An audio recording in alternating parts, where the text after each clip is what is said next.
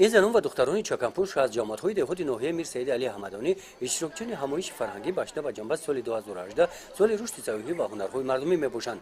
چورابینی فرهنگی تحت عنوان صدرنگ چکان گذاشته در آن هنرمندان هنر و مهارت خود را در بخش هنری چکاندوزی نشان دادند.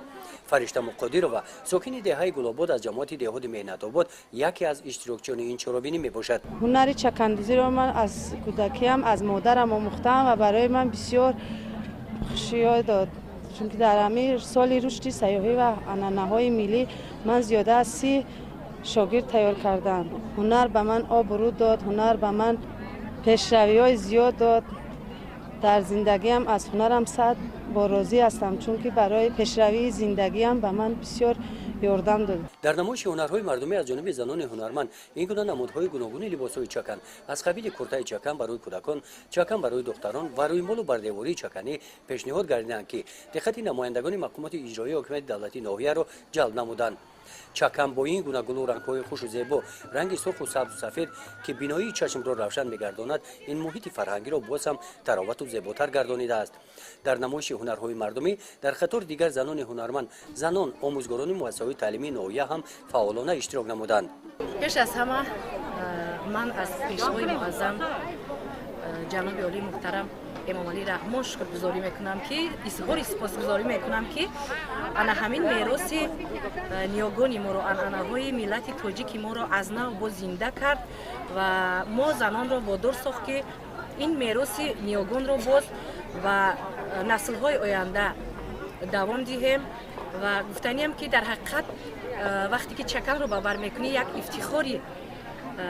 افتخار از فرهنگ ملی خود میکنیم. در حقیقت چکن دلیل فرهنگی بالای ما، ثابتگری مردم آریون نژاد ما، معرفی‌گر ملت تاجیک ما میباشد. در این چورابینی نورسان و جوانان هم فعالانه اشتراک نموده مسئول کارهای دستی خود را به معرض تماشا گذاشتند.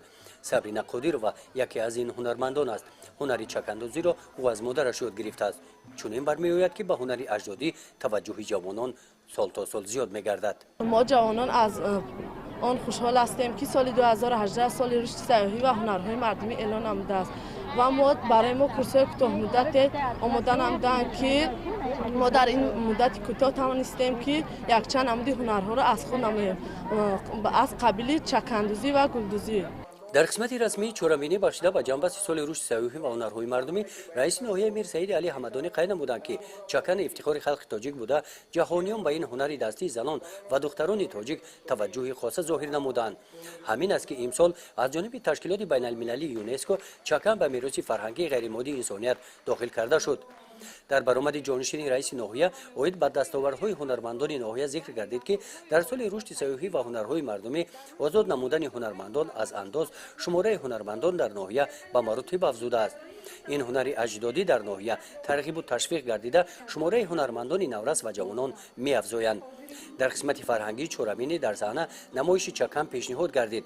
در این بخش 5 نسل زنان ناحیه میر سید علی حمدانی انا همین طرف توانستند با توجهی بلند و ذوق کلان نسبت بر فرهنگ ملی نمادهای گوناگون چکن را نمایش دهند.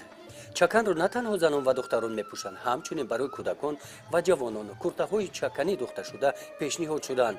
این گونه کرته چکن را جوانان با طاقی چکن میپوشند.